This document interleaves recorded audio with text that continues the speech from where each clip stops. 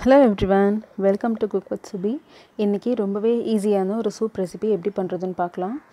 இது பண்ணுறதுக்கு நான் ஒரு கடாயில் ஃபஸ்ட்டு 1 டேபிள் ஸ்பூன் அளவுக்கு பட்டர் சேர்த்துக்கிறேன். அது உருகுனதும் 6லேருந்து 7 பூண்டு வந்துட்டு இந்த மாதிரி மெல்லிசாக நறுக்கி வச்சுருக்கேன். அதை சேர்த்து கொஞ்சம் நேரம் ஃப்ரை பண்ணிக்கலாம்.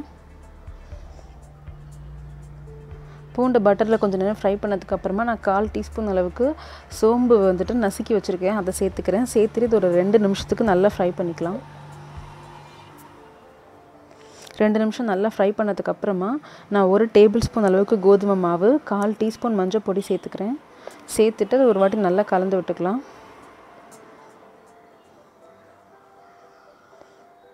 ஸோ ஒரு நிமிஷத்துக்கு அப்புறம் பார்த்திங்கன்னா இந்த மாவோட பச்சை வாசனைலாம் போயிடுச்சு.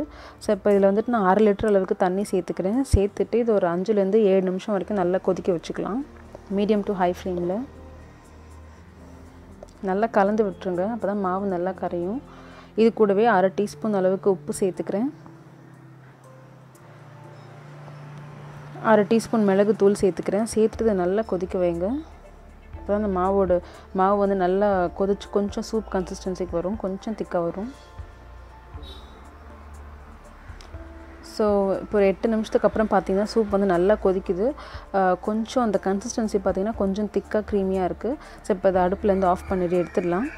எடுத்துகிட்டு சூப்பை சூடாக சர்வ் பண்ண வேண்டியது தான். இது வாட்டரியாக தான் இருக்கும், பட் கொஞ்சம் லைட்டாக திக்காக இருக்க மாதிரி இருக்கும். பட் டேஸ்ட் வந்து ரொம்பவே நல்லாயிருக்கும். ஸோ இந்த healthy and easy soup recipe கண்டிப்பாக ட்ரை பண்ணி பாருங்கள். தேங்க்ஸ் ஃபார் வாட்சிங்.